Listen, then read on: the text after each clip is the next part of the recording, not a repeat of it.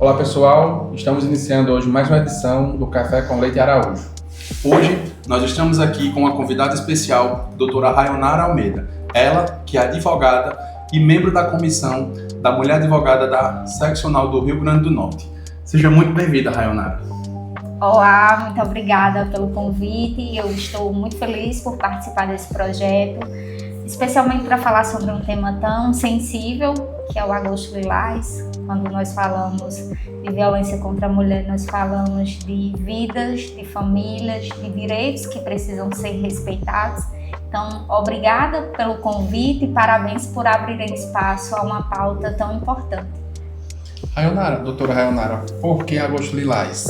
Agosto Lilás é a campanha de conscientização, combate à violência contra a mulher, e foi escolhido como mês em decorrência do aniversário da Lei Maria da Penha. Ela foi promulgada em agosto de 2006, inclusive esse ano ela completou 19 anos. Todo ano são desenvolvidas campanhas e projetos para promover tanto o combate como a conscientização. E, doutora, nós se vê muito, durante o mês de agosto, durante vários projetos, políticas públicas voltadas para o combate à violência doméstica, e muita gente não sabe que existe uma lei específica, que é a Lei Maria da Penha. Então, quem foi a Maria da Penha e por que essa lei é tão importante? Maria da Penha, como tantas outras mulheres, foi vítima e vivenciou violência doméstica dentro da sua própria casa durante anos. Seu marido tentou assassiná-la 2 vezes. Primeira vez com um tiro, foi esse tiro que a deixou paraplégica. Posteriormente, ele tentou eletrocutá-la.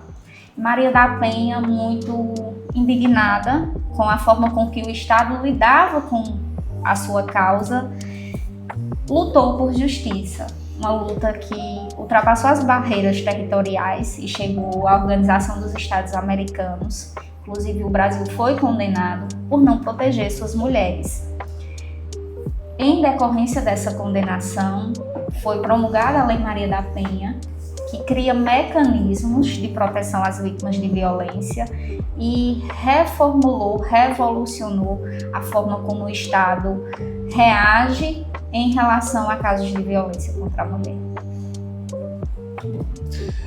Quando a gente pensa em Lei Maria da Penha, talvez no senso comum pense em violência somente física, né? Mas existem outros tipos de violência que podem ser praticados contra a mulher? A lei ela traz outros tipos de violência, especialmente pelo fato de que nem sempre se caracteriza como uma violência visível.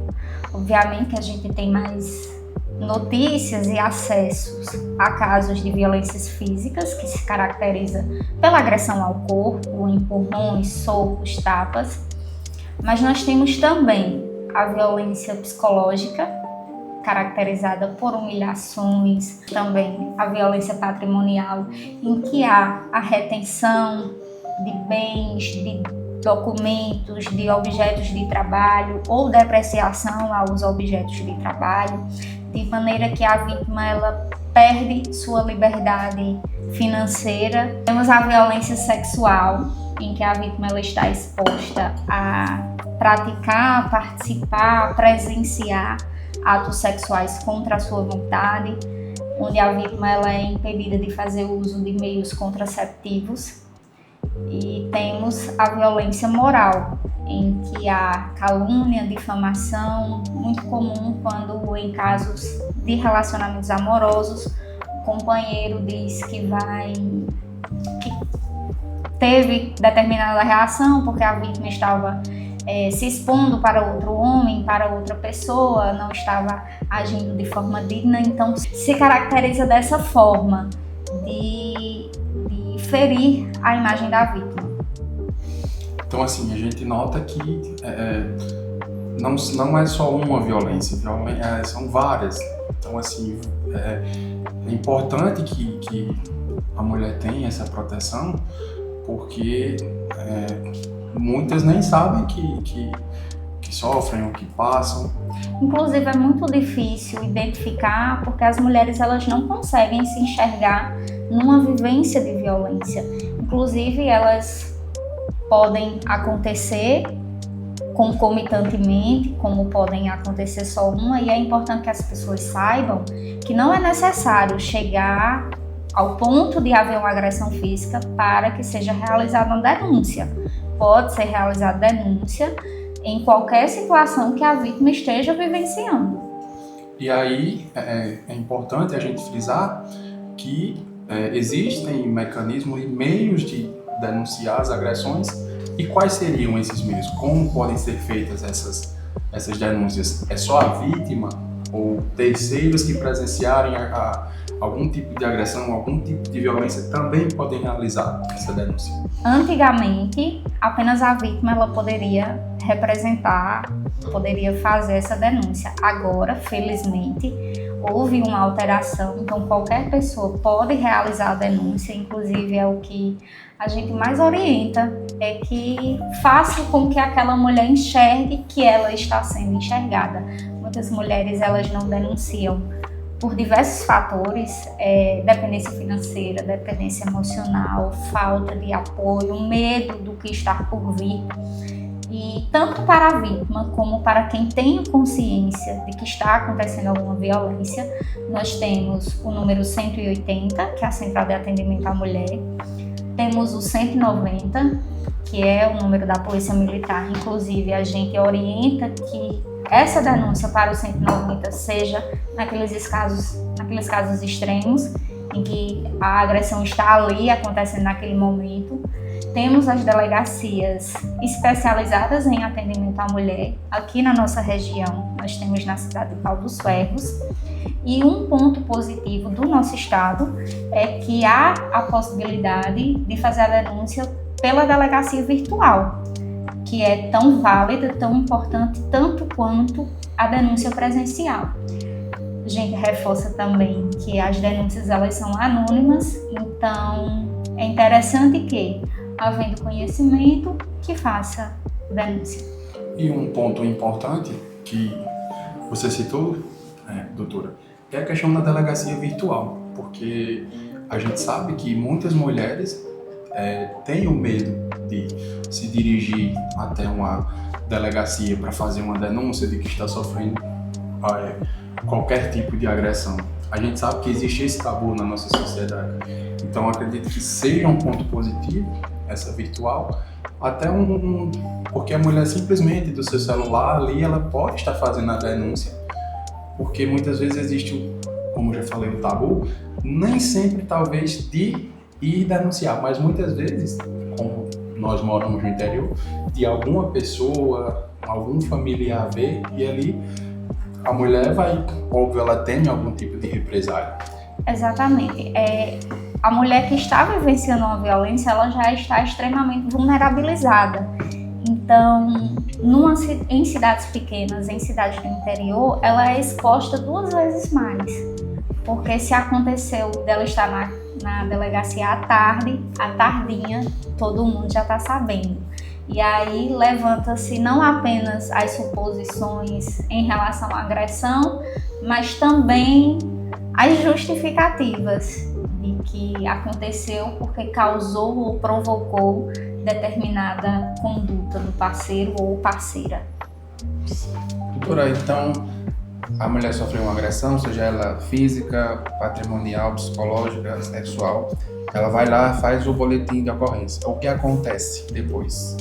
Essa mulher ela é ouvida pela autoridade policial. A Lei Maria da Penha ela traz um procedimento específico, então preferencialmente ela deve ser atendida por servidoras mulheres, então o ideal é que seja uma delegada mulher, uma escrivã mulher. Essa mulher ela vai ter o depoimento dela gravado para que ela não precise passar por toda aquela situação de constrangimento. E posterior a isso, a autoridade policial faz o levantamento de provas, depoimentos e encaminha dentro de 48 horas ao Ministério Público e ao juiz. Durante esse tempo, são possíveis o arbitramento de medidas protetivas, mais conhecidas como o afastamento do agressor do lar. Se o agressor tiver porte de arma, esse porte será suspenso.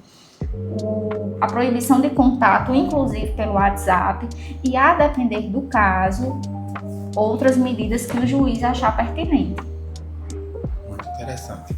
E é importante também dizer que, e até para a gente, né, levar essa informação a milhares de mulheres que nos acompanham, é que não precisa somente ela ir lá na delegacia e realizar a denúncia. Outras pessoas, familiares, amigos, que percebem ou desconfiam do tipo de agressão, que cheguem à autoridade policial e denunciem para que seja feita uma investigação. Exatamente. A gente tem que destruir completamente aquele ditado que diz que em briga de marido e mulher não se mete a colher. Sim, a gente mete colher, faca, garfo, a gente mete tudo, porque a mulher ela precisa ser enxergada. Falta, talvez, o entendimento de que ela não está sozinha para poder ter coragem de dar andamento e dar continuidade e sair de um relacionamento abusivo. Então, o silêncio ele só favorece ao agressor. Não adianta a gente culpar a mulher por não realizar uma denúncia sem conhecer a realidade dela.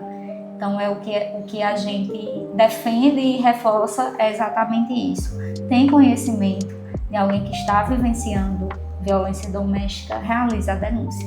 E aí é importante frisar também que, além de você ter um amparo policial, jurídico, é necessário também que se tenham políticas públicas, né, pelo poder público, para que as mulheres sejam acolhidas, sejam acompanhadas por psicólogos, né, para que acompanhem, porque a gente, né, sabe que os traumas são enormes e muitas vezes nós não temos nem noção do que acontece. Exatamente, a lei ela também traz mecanismos de proteção. Por exemplo, a mulher que ela é vítima de violência e ela precisa mudar de cidade, ela tem preferência, caso tenha filhos e os filhos estudem, ela tem preferência em matrícula nas escolas, acesso a psicólogo, a terapia, em casos mais graves, em casos em que há iminência de feminicídio.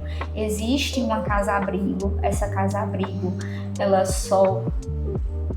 a localidade dela é apenas das autoridades, o endereço dela é desconhecido, então a mulher que está em perigo, que está na iminência de viver um feminicídio, ela é levada a essa casa. Aqui na nossa região, essa casa está localizada na cidade de Mossoró, mas, como eu disse, ninguém tem acesso, ninguém tem informação de onde essa casa fica localizada. E a gente tem consciência de que, obviamente, não é um mar de rosas, que ainda há muito a ser feito, ainda há muito a ser realizado. O próprio Estado não consegue cumprir completamente o que a lei traz. A exemplo disso são as servidoras femininas, mas, sem dúvida alguma, a mulher que está exposta a esse tipo de violência hoje, comparado a 19 anos atrás, antes da promulgação da lei, certamente encontra uma estrutura mais adequada, encontra meios mais eficazes de conseguir pedir ajuda e sair dessa realidade. Doutor, nós falamos aqui sobre o papel das instituições, né, no combate à violência contra a mulher, mas eu queria perguntar qual seria o papel da sociedade como um todo no combate à violência contra a mulher. O combate à violência não é responsabilidade apenas das mulheres, apenas das vítimas. A responsabilidade é nossa, dos nossos familiares, dos nossos amigos, porque a violência ela é um problema social. Então, o papel da sociedade é justamente desse olhar mais refinado, desse cuidado, dessa atenção, nessa tentativa de evitar os julgamentos, mas no sentido de acolher a vítima, porque ela já está vulnerável, a gente não deve contribuir para a piora desse quadro.